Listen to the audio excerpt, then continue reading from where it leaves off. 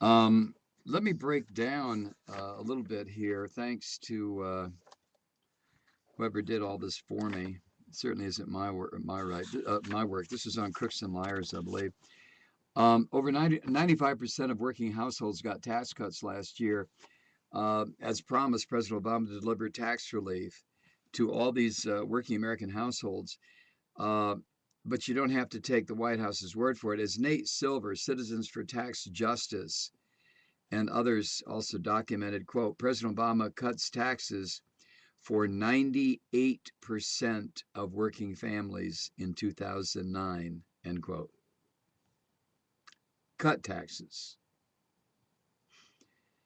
As it turns out, the 160 billion in tax cuts provided to families and businesses this year by the Recovery Act also produced an average Internal Revenue Service refund of over $3,000, a 10% jump from last year. These baggers, this is why the bag movement is nothing but this momentary flash of psychopaths getting a lot of attention because it's not going to go anywhere. When they talk about, oh, come November, my ass, come November, these people are going to disappear right into the toilet. Only 2% of tea baggers know Obama cut their taxes. And as Crooks and Liars says, sadly, furious Tea Partiers seem to be unaware that they are beneficiaries of no taxation with representation.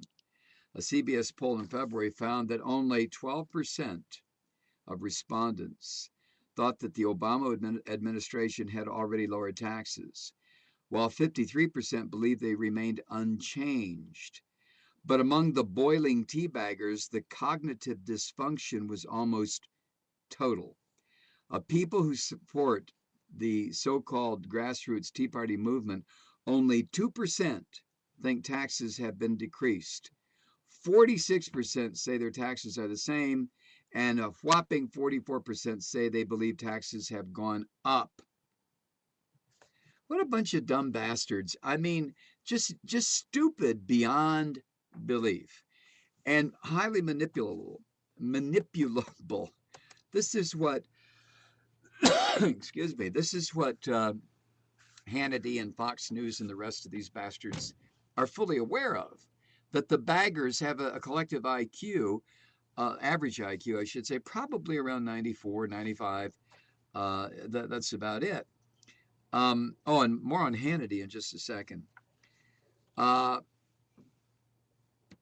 Let me see. Here's another one. 52% of these teabaggers, that's over half, think their taxes or think that the federal tax level is double what it really is.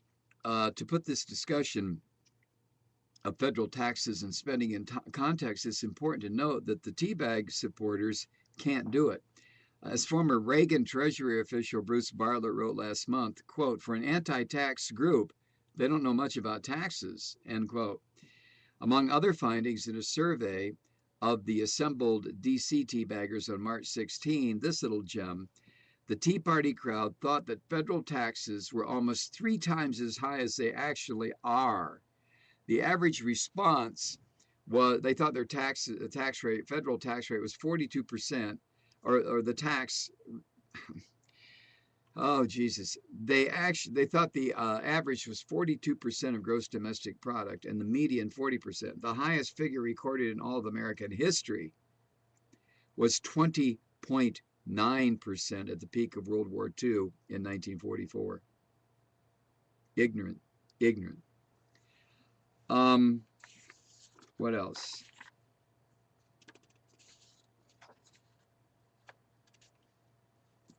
Well, there's more here, but I'm not going to bore you with it. You can go to crooksandliars.com